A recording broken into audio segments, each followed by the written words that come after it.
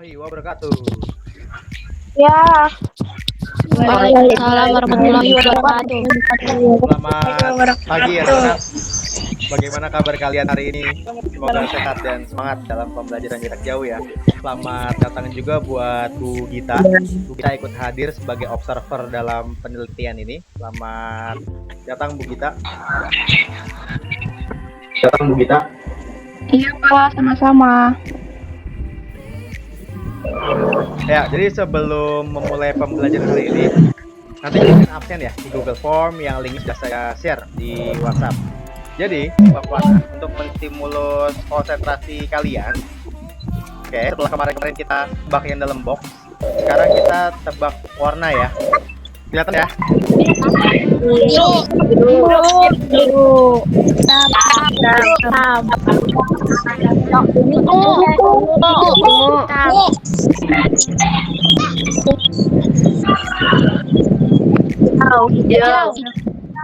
Minggu lalu masih ingat yang kita juga pakai Zoom, merupakan juga ya Darul Islam. Jadi awal-awal saya ingin jelasin tujuan pembelajaran dulu. Jadi tujuan dari pembelajaran ini adalah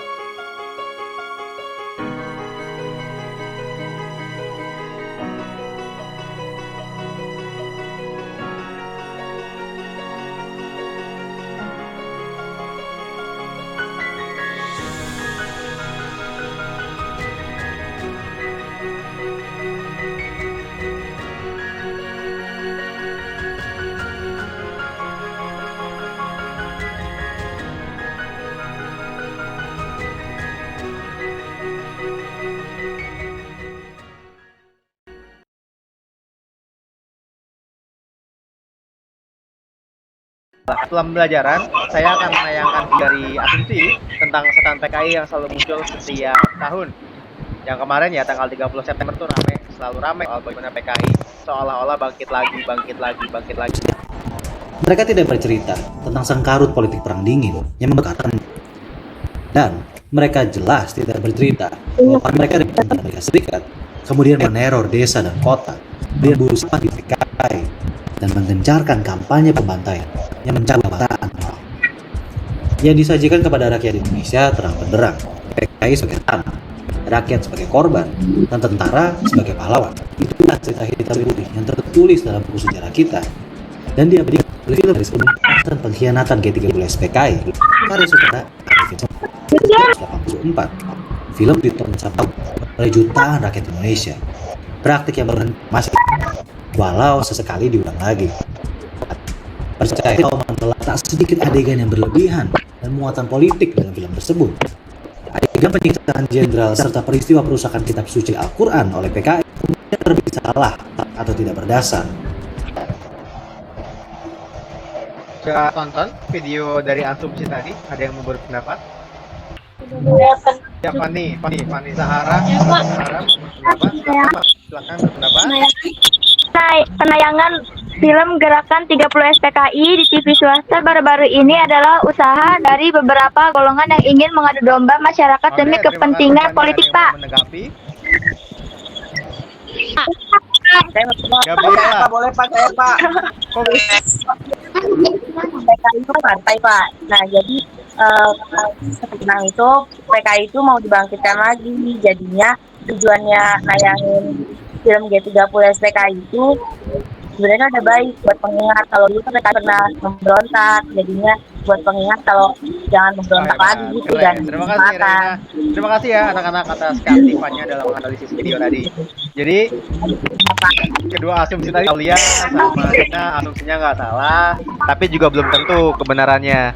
Yang pasti untuk menjawab asumsi kalian ini hanya bisa menjawab bahwasanya negara Indonesia ini masih patuh terhadap hukum.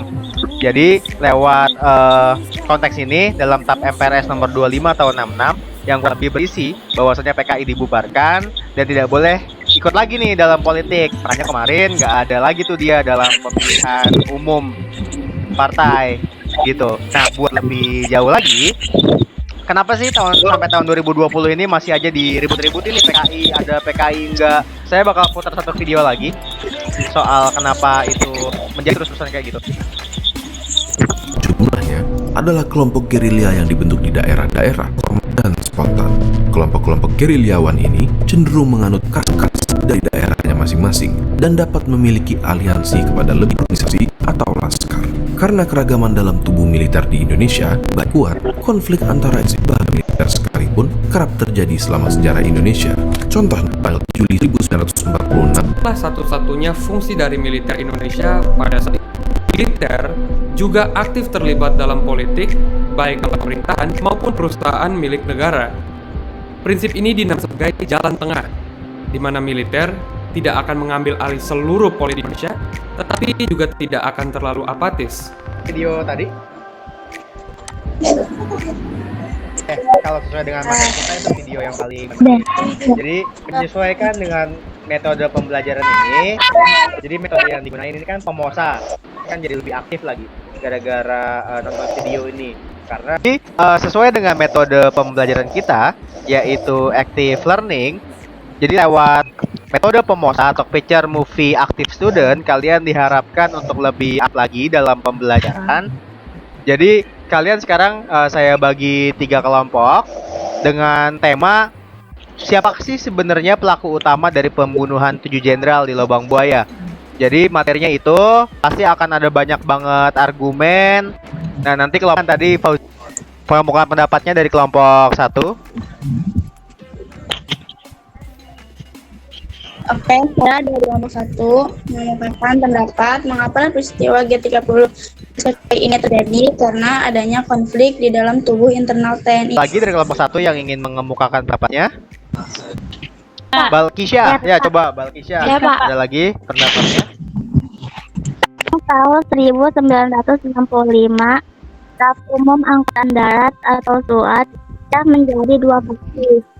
Kedua faksi ini sama-sama anti PKI, tetapi berbeda sikap dalam menghadapi. Oke, terima kasih Balkisya dari kelompok 1. Ada lagi dari kelompok 1. Pak Ayu Safitri, ya silakan. Ayu Safitri, Pak.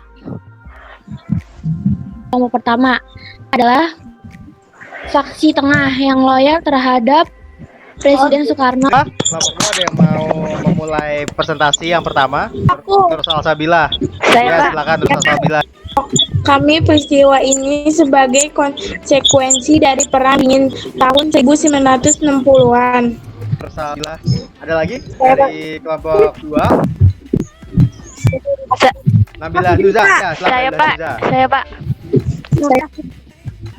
Kalau menurut pendapat kelompok kami sih karena adanya konspirasi negara barat karena adanya kepentingan dalam perang dingin antara Amerika dan Uni Soviet. Nah, jadi Amerika Serikat juga memberikan bantuan dana sebesar 50 juta.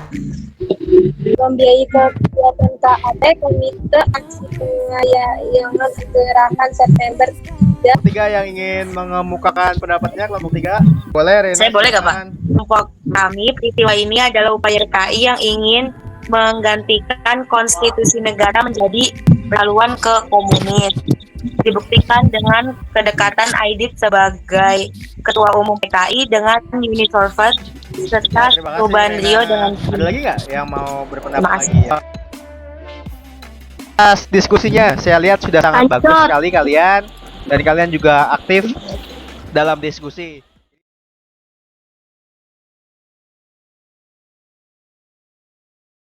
Langkah selanjutnya adalah kalian sekarang menganalisis dan mengevaluasi ya. Jadi untuk mengkonfirmasi pemahaman kalian tentang materi ini, Silahkan kalian nanti mengerjakan evaluasi pembelajaran yang sudah saya lampirkan di dalam Google Form. Kalau nanti nggak dapat Google Formnya, saya kirim via grup WhatsApp. Jadi, oke, mari kita sama-sama membuat kesimpulan untuk materi ini. Apakah ada siswa yang ingin mengutarakan kesimpulannya? Indah. Saya Pak. Ayo siapa? Ayo siapa? Saya Pak. Saya. Yang belum ngomong. Ada sebabnya. Ya Pak, dan dalam pemberontakan selalu saja ada korban dan masyarakat yang tidak tahu apa-apa.